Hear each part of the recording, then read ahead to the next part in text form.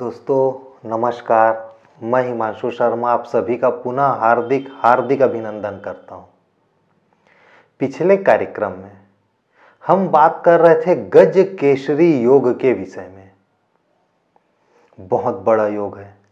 व्यक्ति को ऐश्वर्य की प्राप्ति होती है, व्यक्ति को धन की प्राप्ति होती है, मान सम्मान की प्राप्ति होती है, ज्ञान की प्राप्ति होती है, अध्यात्म की ओर लोगों का झुकाव होता है। ऐसा क्या चीज है जो गज केसरी योग से नहीं मिलता?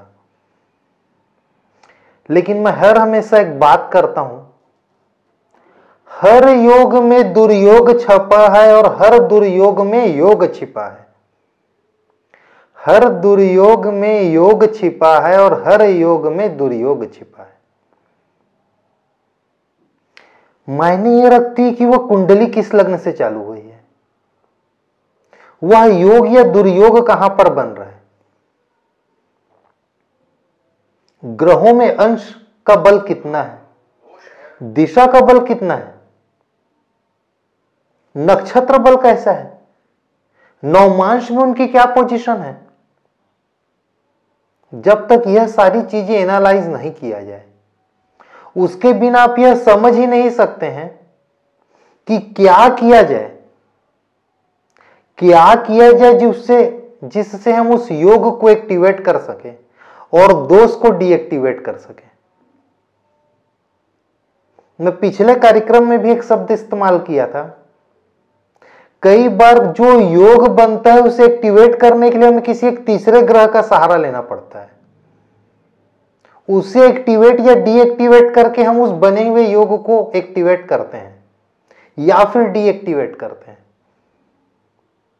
आज मैं गज केसरी योग के विषय में एक दूसरा उदाहरण आपके सामने प्रस्तुत करता हूं। थोड़ा सा समझिएगा, बहुत छोटा सा एक वीडियो बनाकर ला रहा हूं। देखिए, यह 7वां भाव है, यह विवाह का भाव है।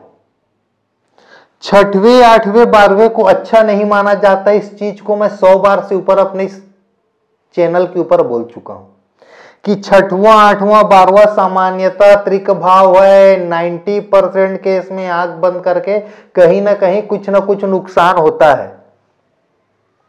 10% ऐसी परिस्थितियां बनती हैं, 10% जहां पर चीजें फेवरेबल होते हुए आगे बढ़ती हैं। 2 मिनट के लिए मानिए, ये जो चंद्रदेव है इन्हें मैं 6वें भाव में लाके बैठाया। पत्नी या पति से यह शत्रु का भाव है, रोग ऋण शत्रु का विषय है। पत्नी के कारण शत्रुता, पत्नी के कारण ऋण, पत्नी के कारण बीमारी, या पति के कारण ऋण, पति के कारण बीमारी, पति के कारण बदनामी। और गुरु को मैं लाकर यहां रख देता हूं। गुरु और चंद्र एक साथ हो गए, बन गया गज केसरी योग।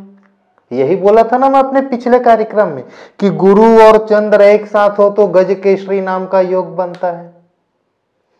थोड़ा सा समझिए, पत्नी का भाव या पति का भाव, कुल मिला के विवाह का भाव सबसे पहले आके गड्ढे में गिरा। नंबर 2 यह पराक्रम का भाव है। नंबर 2 यह पराक्रम का भाव है। पराक्रम का भाव गड्ढे में आके गिरा, त्रिक भाव में जाके बैठा। ये वही कुंडली बन गई जिसका पति उसे छोड़कर भग जाता है या पत्नी उसे छोड़कर भग जाती, क्योंकि पत्नी भी गड्ढे में गिर गई और पराक्रम भी गड्ढे में गिर गया। इसमें सिर्फ यदि मैं एक थ्योरी और अप्लाई कर दूं तो यह वही कुंडली बन जाएगी जिसमें पति या पत्नी दूसरे अपने वैवाहिक पार्टनर को धोखा देकर वो लोग भग जाते हैं। मैं हालांकि वह तीसरा कंडीशन अभी एप्लीकेबल नहीं कर रहा हूं, क्योंकि आज मैं गज केसरी योग समझाने आया हूं, ना कि विवाह और दांपत्य सुख। देखिए, केवल चंद्र और गुरु के कॉम्बिनेशन से गज केसरी योग बनता है या सही है, लेकिन आज के देश काल परिस्थिति में उस योग का इंपैक्ट कहां पर होगा, फायदेमंद है तो कैसे एक्टिवेट करें, नुकसानदेही है तो कैसे डीएक्टिवेट करें, यह साथ ही साथ समझना अति अनिवार्य है।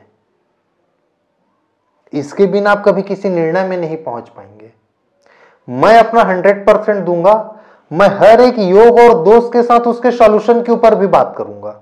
थोड़ा सा समय दीजिए, धीरे धीरे जब मुझे ऐसा लगेगा कि नहीं अब आप लोग कम से कम उस कॉम्बिनेशन को समझने लग गए हैं, उसके तुरंत बाद हम उस विषय के ऊपर भी आएंगे और पूरे गहनता के साथ ही उस चीज को भी देखेंगे। ठीक है, चलिए। तो यहां पर पत्नी का वैवाहिक जीवन का भाव भी गड्ढे में आके गिरा, दूसरे तरफ गुरु भी गड्ढे में आके गिरे। और यदि है किसी स्त्री की कुंडली है तो विवाह का नैसर्गिक कारक भी गुरु ही होता है स्त्रियों के लिए। तो सप्तम भाव का स्वामी भी गड्ढे में आके गिर गए और साथ ही साथ कारक गुरु भी गड्ढे में आके गिर गया। समझ रहे हैं जो बोलना चाह रहा हूं?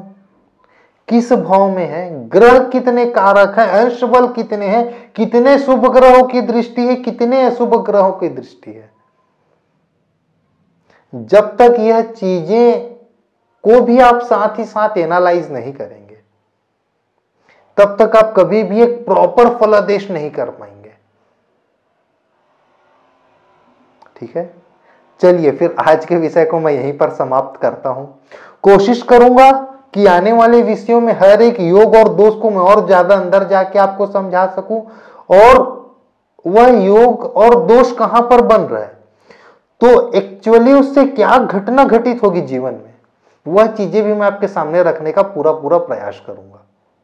आज के कार्यक्रम को चलिए फिर हम यहीं पर समाप्त करते हैं। अब समय है टिप ऑफ द डे का। देखिए, आप कभी भी बीम के नीचे न ही आपको सोना ही, न ही ऑफिस में वहां पर आपको टेबल चेयर लगाकर बैठना है। हमारे छत में बीम होता है ना, जिससे छत को हम मजबूती देते हैं, कॉलम और बीम, एक हॉरिजॉन्टल होता है एक वर्टिकल होता है। ठीक है, तो हमारे छत के ऊपर में जो बीम लगा हुआ होता है, यदि हमारे रूम के बीच में कहीं पर बीम है, यदि हमारे ऑफिस में हम जहां पर बैठते हैं वहां पर कहीं पर बीम है, तो उस बीम के ठीक नीचे न ही हमें सोना है और न ही ऑफिस में वैसे जगह में चेयर लगाकर बैठना है। ये कहीं ना कहीं पर हाइपर टेंशन को, एक प्रॉब्लम को जनरेट करता है, मानसिक अशांति को दिखाता है। और ऑफिस में मानसिक अशांति के साथ आप घर जाएंगे तो घर में भी अशांति, और वहां पर भी अशांति हो गई तो फिर वो महाअशांति हो जाती है। चलिए, इस विषय में बोलूंगा तो शायद मैं अपने विषय से भटक जाऊंगा। ठीक है, तो फाइनली हम कहां पर पहुंचे कि हमें बीम के नीचे न ही सोना है घर में, न ही ऑफिस में, अपने व्यावसायिक प्रतिष्ठान में उसके नीचे बैठ के काम करना है। थोड़ा सा दूरी बना ले, थोड़ा सा, लेकिन ठीक बीम के नीचे कभी नहीं बैठना। ठीक है, चलिए फिर आज के लिए इजाजत दीजिए। अगले कार्यक्रम में फिर एक नए विषय के साथ मैं आपके सामने आऊंगा दोस्तों। नमस्कार।